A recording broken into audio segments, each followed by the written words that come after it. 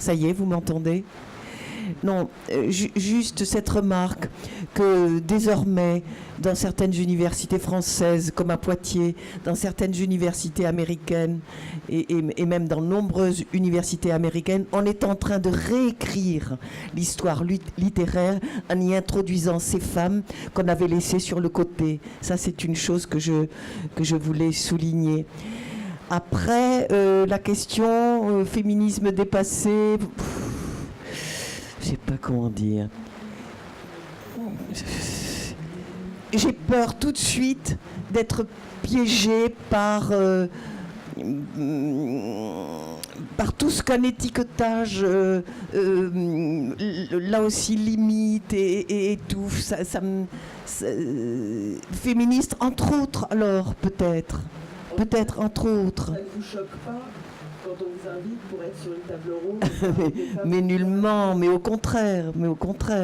D'autant que j'en aime follement un certain nombre, mais qui à l'époque ne se revendiquaient pas comme féministes ou comme suffragettes pour, par exemple, Émilie Brontë. Ça n'existait pas.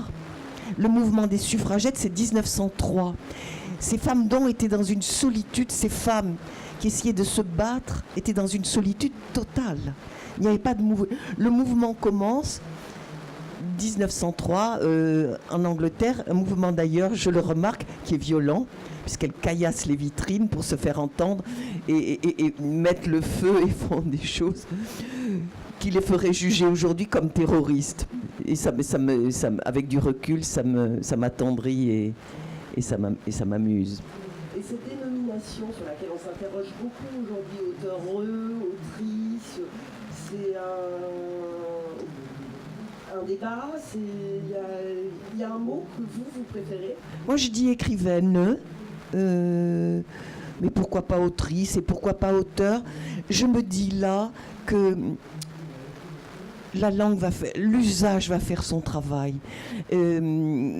Il me semble, Carlo Emilio Gadda, qui est un écrivain italien que je vénère vraiment, disait « La langue n'avance pas parce que les grammairiens font des règles, parce que les académiciens nous imposent des normes, c'est par la rue que la langue se réinvente. » Et je fais une grande confiance, et peut-être plus grande confiance, en l'usage populaire qui est fait de la langue, l'usage par la rue, que l'usage des grammairiens qui sont soit contre passionnément, soit pour aussi passionnément. C'est vrai que le mot autrice a disparu de la langue française à cause de ces messieurs de l'Académie. Oui, c'est vrai. Oui, bien sûr. Bien sûr. Ils ont régenté la langue française dès 1635 avec la fondation de l'Académie. Ils ont d'ailleurs perdu tout le côté baroque et rabelaisien de la littérature, qui était tout le côté populaire repris par Rabelais avec délice, avec saveur. L'Académie française le met au placard. C'est une chose, mais grave littérairement, qui n'a pas eu lieu en Espagne, par exemple. Il n'y a pas eu cette partition d'une fondation comme l'Académie qui dit il y a ce qui était bien avant et maintenant il y a la langue qu'il faut user pour faire valoir le prestige royal et de laquelle on enlève les souillures populaires. L'Académie a servi à ça, il faut le rappeler aussi. C'est une entreprise politique pour mettre la langue au pas royal. Et que rien, on ne rit plus après la fondation de l'Académie. On ne rit plus comme on rit chez Rabelais en se tapant sur les cuisses et aux grosses plaisanteries. On sourit à peine et on garde les coudes bien serrés. Et du coup, tout ce qui avait précédé apparaît comme atrocement grossier, vulgaire, etc. C'est ça aussi. C'est pour ça que je dis que c'est inséparable la question du féminisme des autres. Et que la question du féminisme avance et avancera en même temps que non, il me semble. On en discutera ensemble tout à l'heure. Alors tu écris dans l'introduction de cette femme, cette folle, pour qui vivre ne suffit pas. Manger, dormir et coudre des boutons, serait-ce là toute la vie, se demande-t-elle. Qui suivent aveuglément un appel. Mais de qui? Mais de quoi, s'interroge Woolf. Cette allumée pour qui écrirait toute la vie. tout, l'écriture exceptée, n'est rien, déclare Zvetaeva, la plus extrême de toutes. Si bien que leur existence perd toute assise lorsque, pour des motifs divers, elles ne peuvent s'y vouer. Cet insensé, qui contre toute sagesse et contre toute raison, disent non à la meute des loups régents, qu'ils soient politiques, littéraires ou les deux, et qu'ils l'écrivent à leur façon, les unes en hurlant, en claquant les portes, en arrachant les masques, et tant pis si la peau et la chair viennent avec. Les autres avec des grâces et des manières très british, mais toutes en écoutant la voix qui leur murmure à l'oreille, un peu plus à gauche, un peu plus à droite, plus haut, plus vite, plus fort, stop, précipiter, ralentir, couper. La voix du rythme. Sans cette voix, elles sont formelles. Pas d'écriture et pas d'écrivain. C'est aussi simple et aussi implacable. C'est imprudente, pour qui écrire ne consiste pas à faire une petite promenade touristique du côté de la littérature et puis hop, retour à la vraie vie comme on l'appelle. Pour qui l'œuvre n'est pas un supplément d'existence, pour qui l'œuvre est l'existence, ni plus ni moins, et qui se jettent dans leur passion sans attendre que le contexte dans lequel elles vivent leur soit moins adverse. Cette folle, je vous dis. Car il fallait qu'elles fussent folles, ces femmes, pour affirmer leur volonté présomptueuse d'écrire dans un milieu littéraire essentiellement gouverné par les hommes.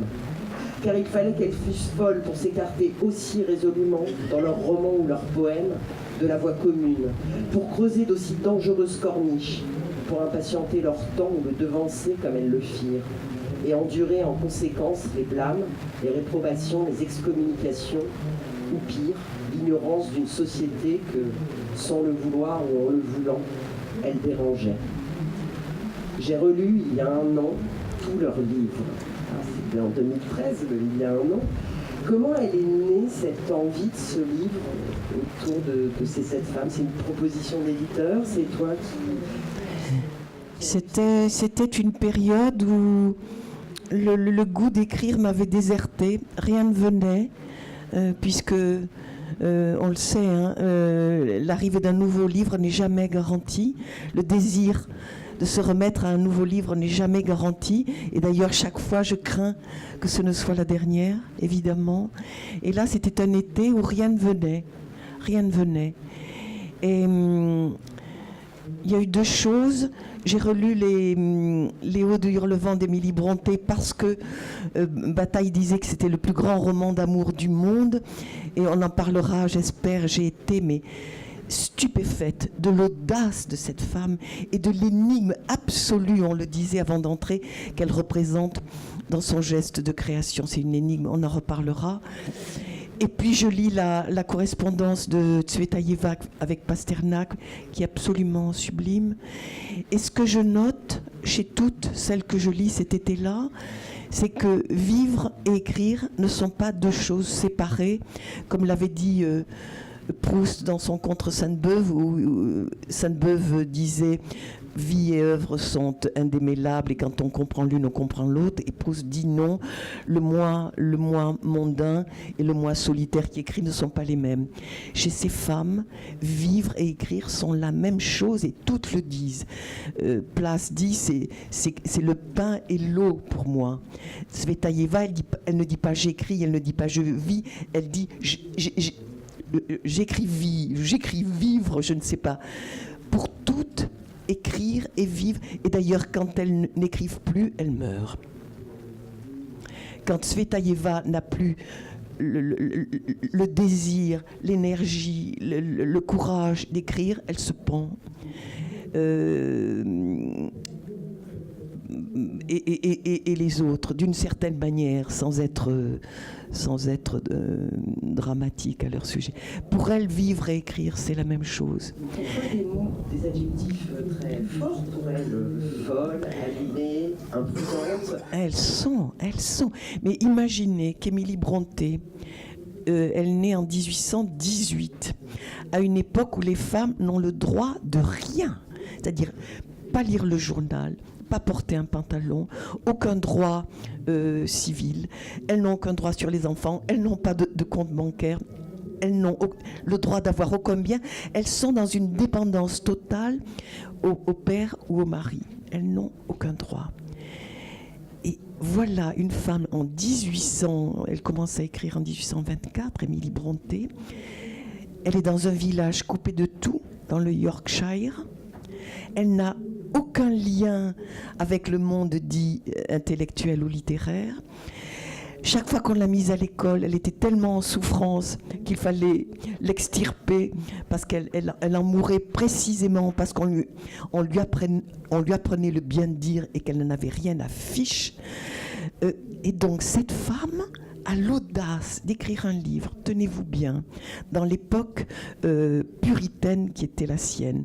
Une histoire d'amour brûlante entre une femme, Catherine de la bourgeoisie, et un orphelin bâtard qui a le statut de domestique. C'est scandaleux. Ça, c'est un pur scandale. En plus, dans le cadre d'un adultère, puisque Catherine est mariée. Deuxième scandale. C'est quelqu'un, Émilie Brontë, qui, bien avant Freud, dit « il y a en nous de la pulsion de mort, il y a en nous de la pulsion de détruire, du désir de mort, il faut le faire ».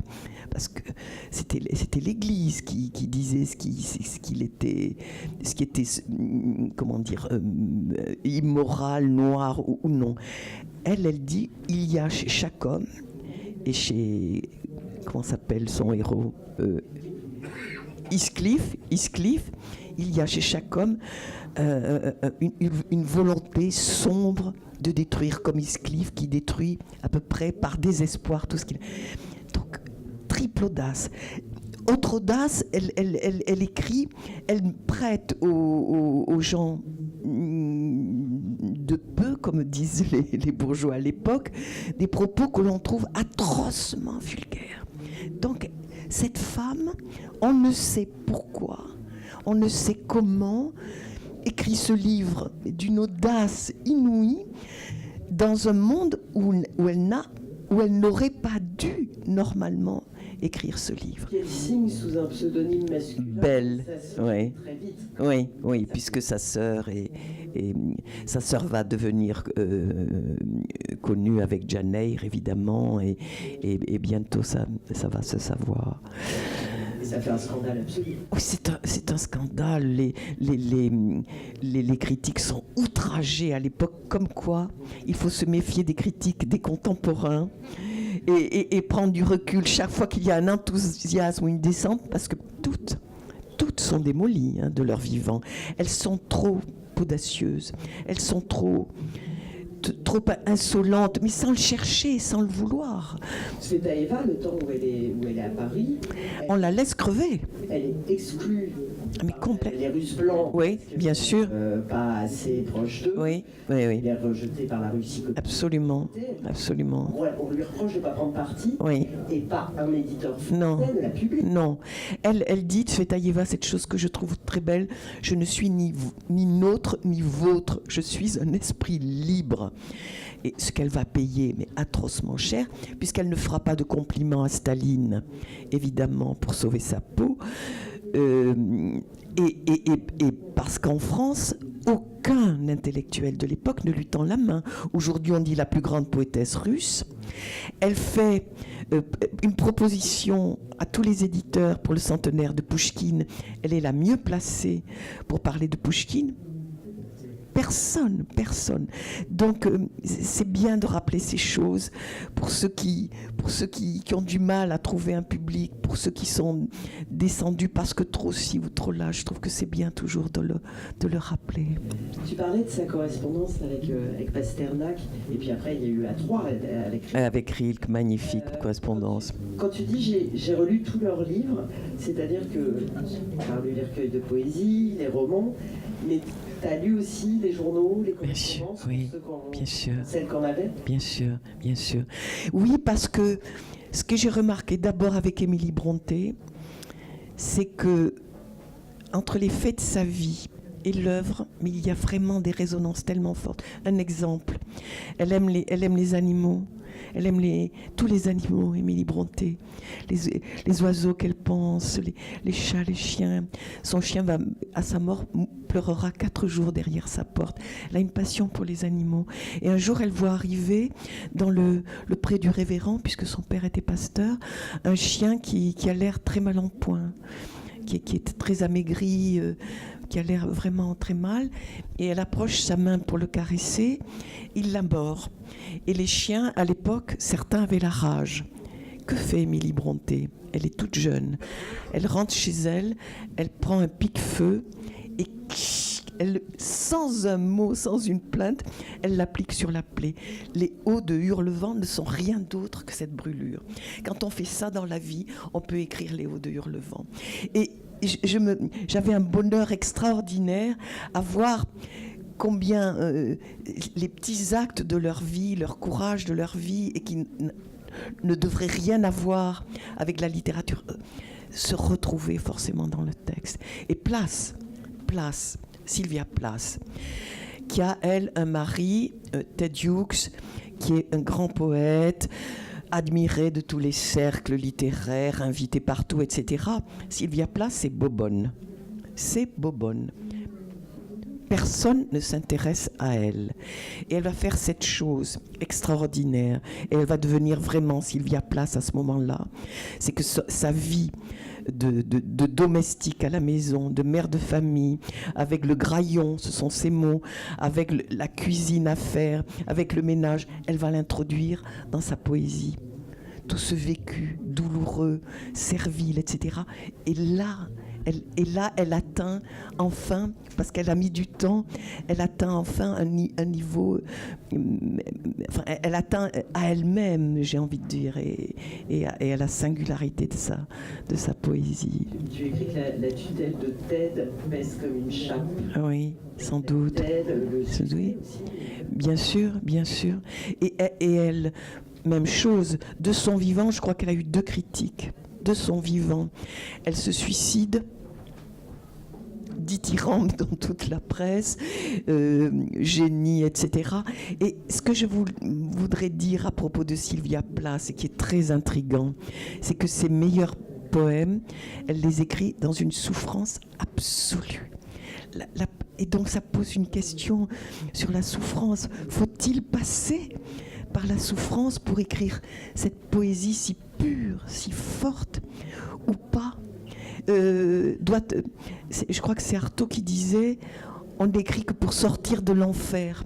Faut-il vivre l'enfer pour écrire les vers sublimes de Plath ou de Tsvetaeva? Je ne sais pas. En tout cas, elle pose la question, les unes et les autres. La souffrance, il y en a chez plusieurs. Hein. Mais chez toutes. Sauf chez Colette, qui est une intruse. C'est une intruse dans ce texte. C'est une intruse, Colette. Parce que Woolf... Ah mais Woolf, elle est déchirée. C'est simple, après chaque livre écrit, elle a envie de mourir. Elle a envie de mourir. Quand il n'y a plus cette chose dont elle peut s'emparer, sauter le précipice, comme elle le dit si bien, elle a envie de mourir. Et Plath dit à sa manière, et c'est la même chose, il y a chez moi un moi assassin, un moi qui veut ma mort. Ce sont des mélancoliques, ce sont de grandes mélancoliques. Tu écris sur Plath, je vais rappeler que tu as été interne en psychiatrie, tu as été médecin psychiatre. Rappelons que le concept magique de résilience n'a pas encore été inventé, pas plus que la méthode de luminothérapie, et que tous les déprimés sont condamnés à rester dans leur merde. Non mais ça c'est... Oui, c'est... J'ai écrit ça, Regarde. Bon, il m'arrive d'écrire des choses comme ça, de très mauvais goût. De très mauvais goût. Non, mais bien sûr. Cette souffrance n'est pas prise en compte. Oui. Bien sûr, bien sûr. Elles ont été bien sûr. Oui, bien sûr. Elles étaient certainement à un endroit où on n'avait pas tellement envie de les voir. Bien sûr, bien sûr, bien sûr. Elles étaient encore plus. Bien sûr, mais absolument démunies, absolument démunies. oui, oui, oui. Et de lire, on disait s'il y a de la douleur chez ces femmes, et tu disais que tu les as relues alors que c'était un moment où écrire était Oui. douloureux pour toi. Oui. Et finalement, malgré tout, Mais elle m'emporte. elle t'emporte. Elle t'emporte, c'est ça qui est faux, qui est fou. Je voulais qui est faux. J'espère que non. Oui, elles m'emportent. Elles sont elles-mêmes tellement emportées.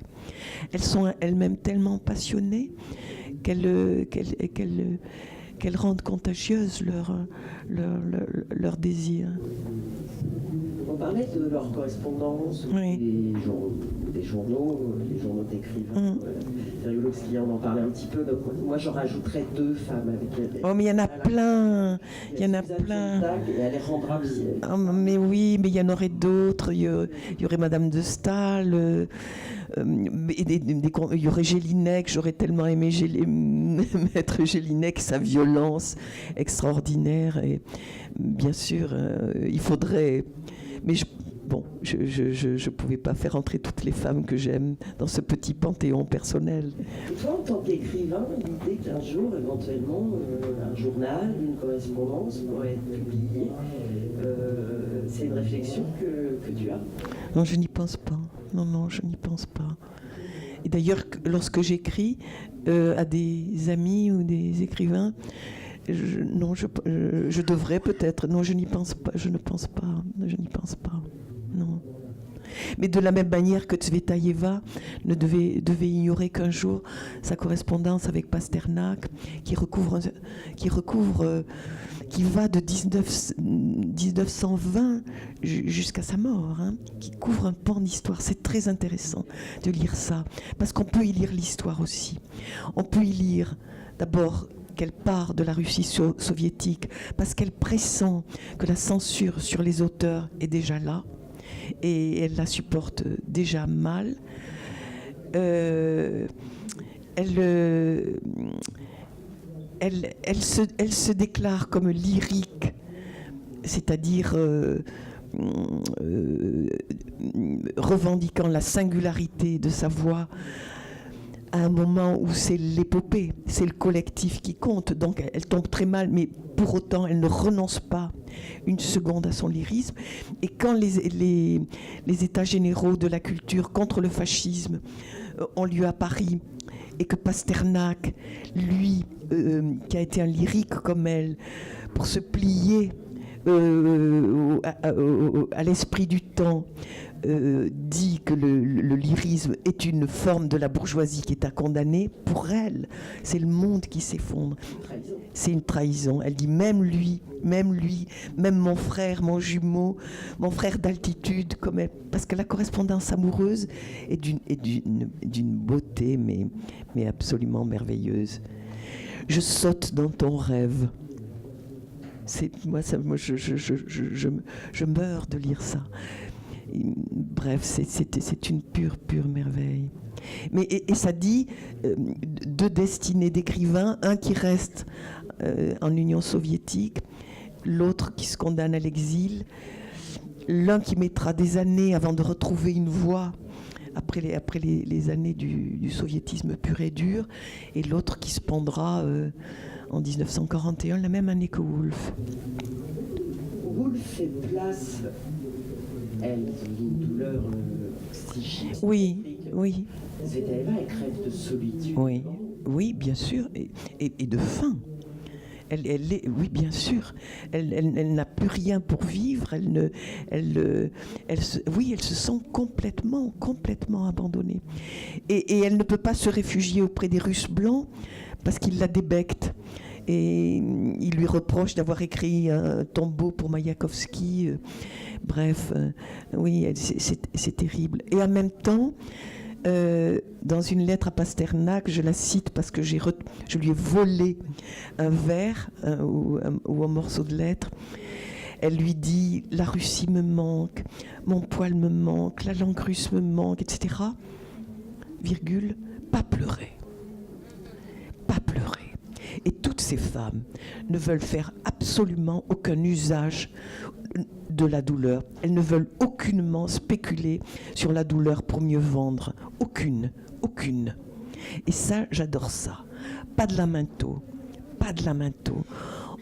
On dit ce qu'on a à dire, mais on ne va pas miser sur les larmes et les grands sentiments pour attendrir les foules et être vendu à X millions d'exemplaires.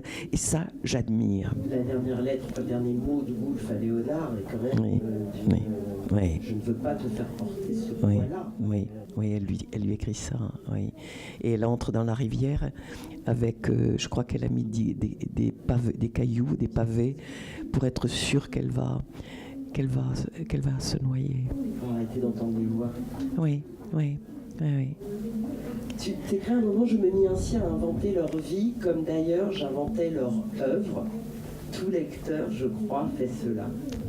Non, il me semble. Tout lecteur réinvente le livre qu'il lit à partir, me semble-t-il, de sa propre histoire. Et c'est ça qui est beau.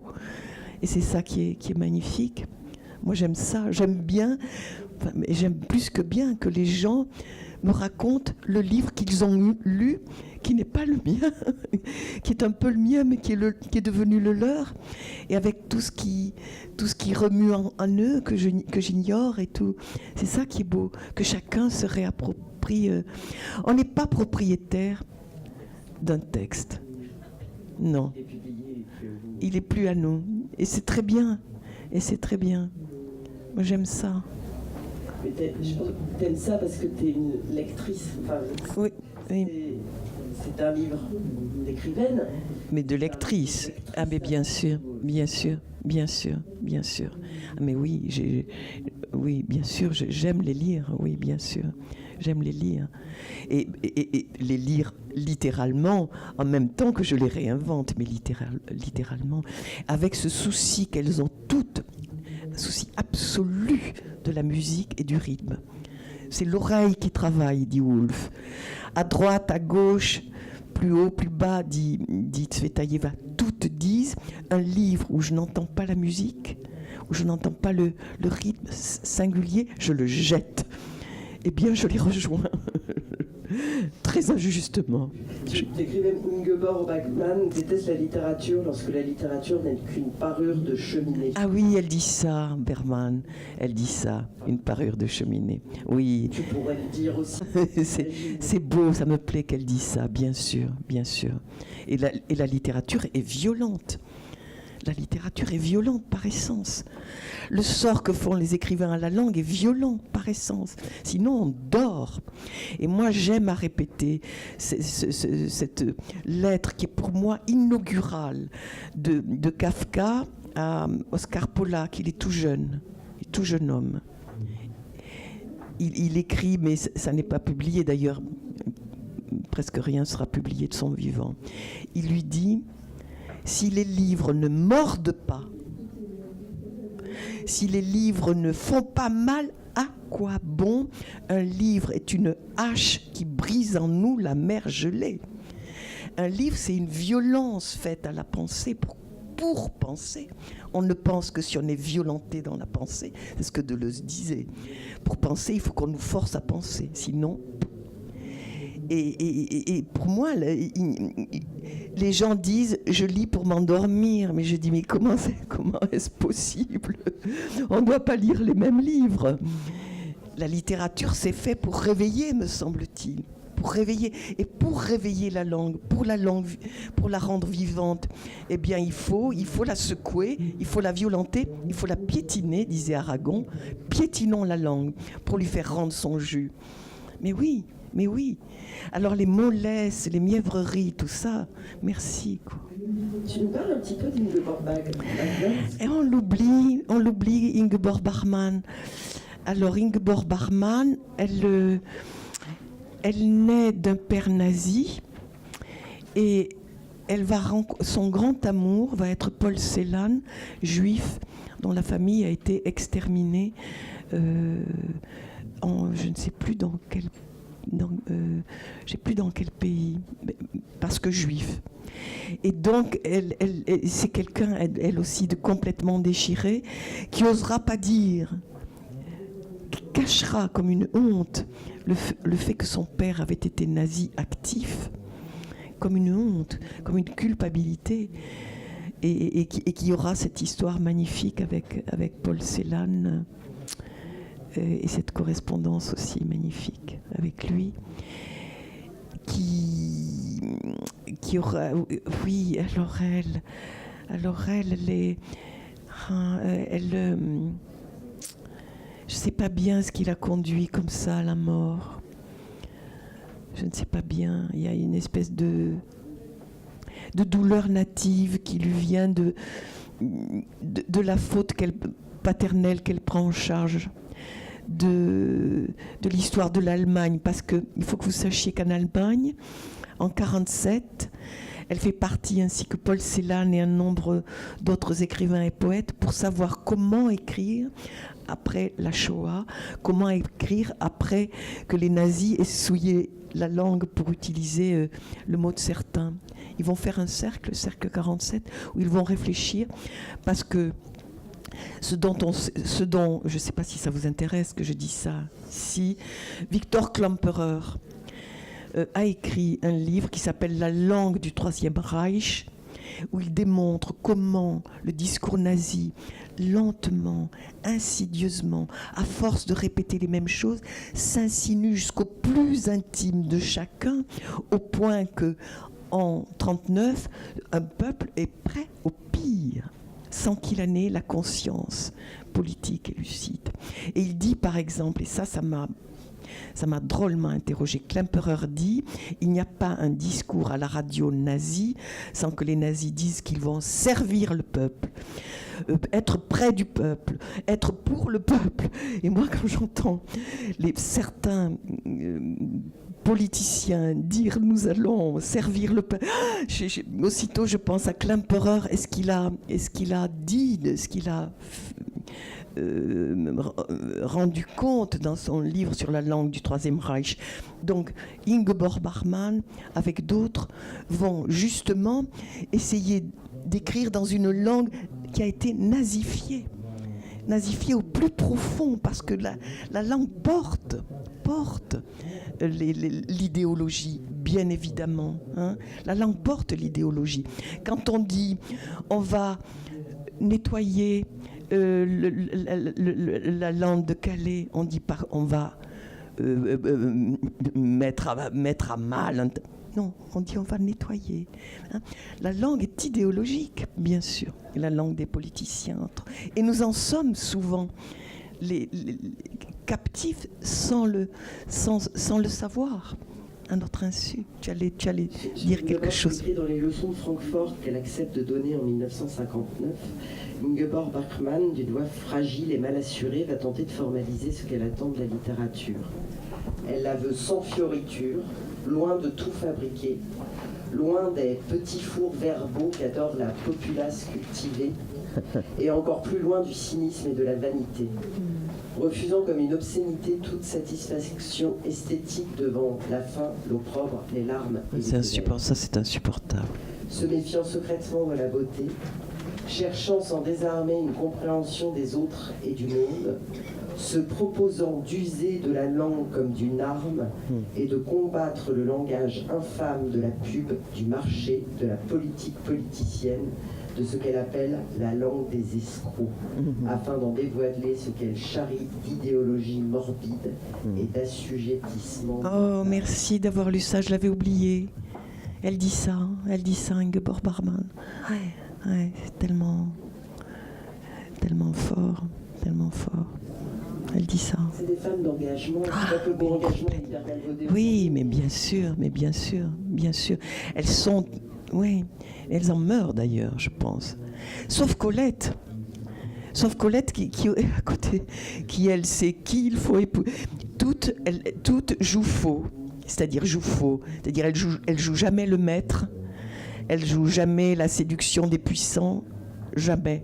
Aucune. Toutes ont du mal à trouver leur place, sauf Colette qui sait manipuler. Colette, elle sait qui il faut épouser. Elle épouse un magnat de la presse.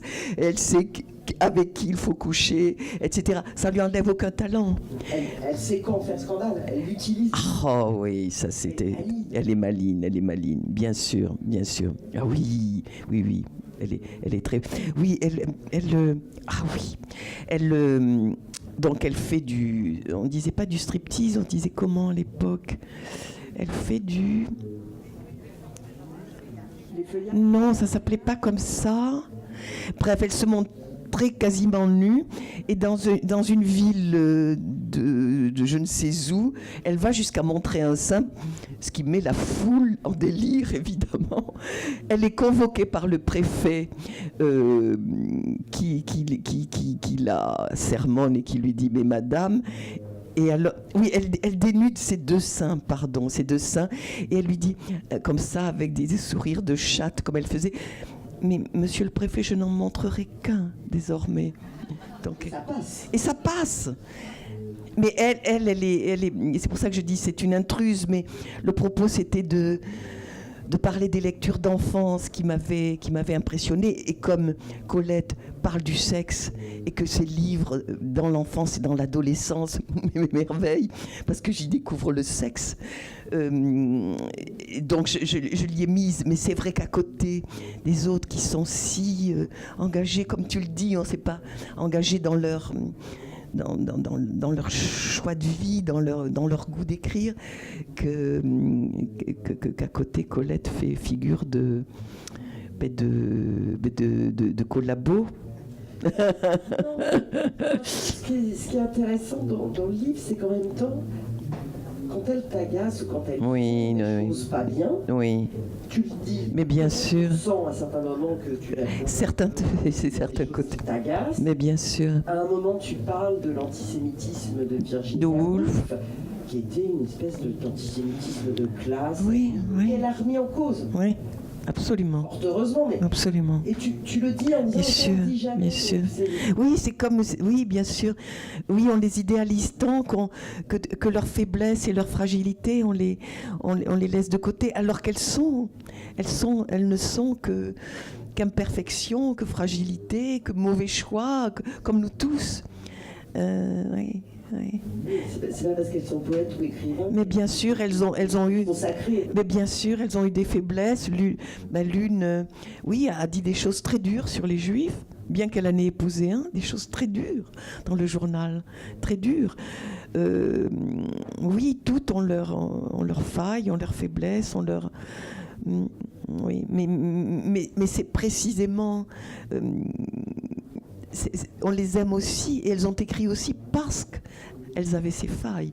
Si elles avaient été pure perfection, je ne sais pas d'où elles auraient pu écrire, de quel lieu elles auraient pu écrire.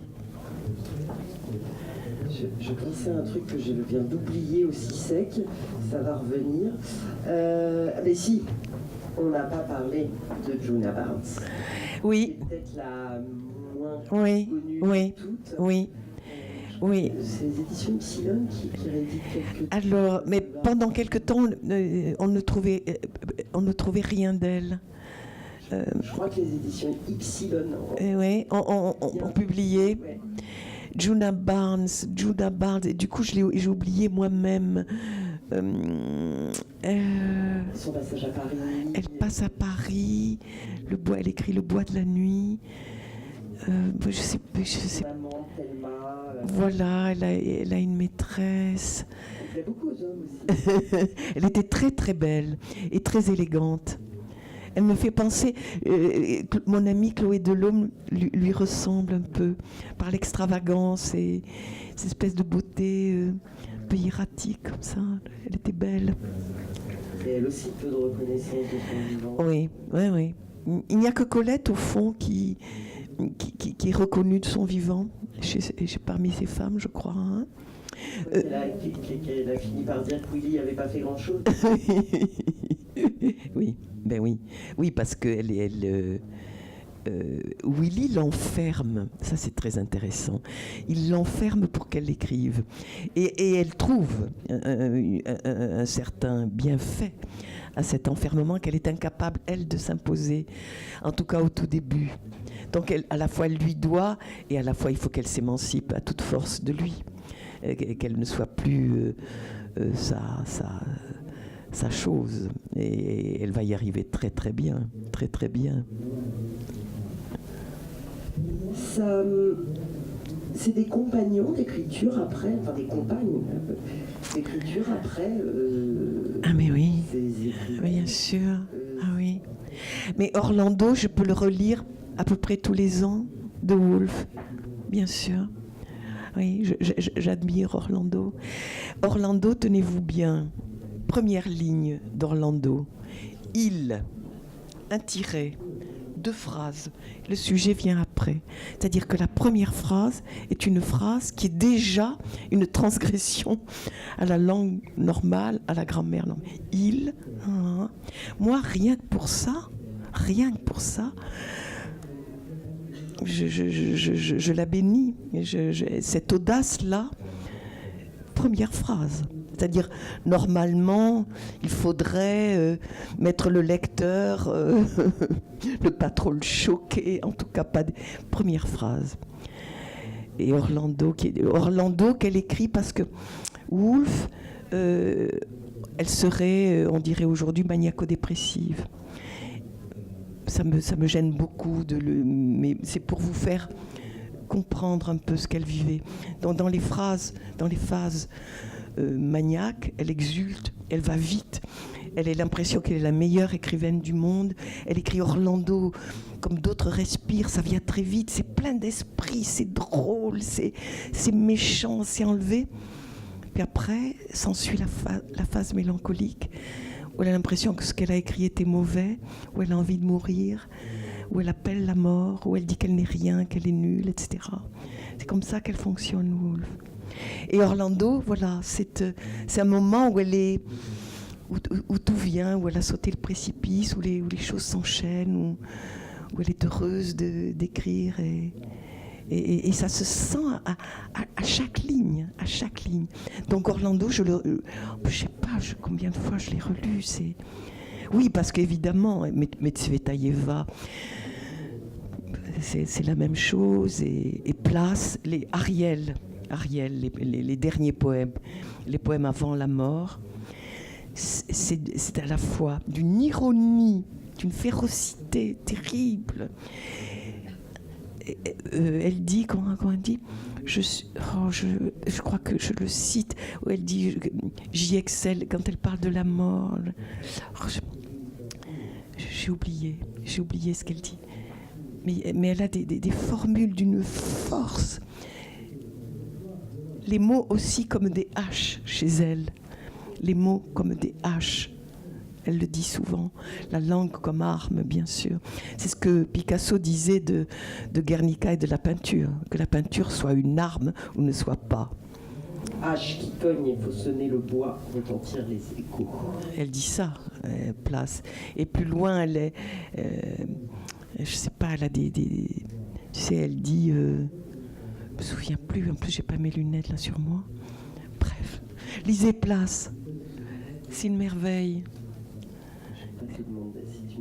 Si, je peux les chercher. Vous voulez que je vous cite quelque chose de Place? Bon, j'aurais bien aimé lire plus de Place, mais...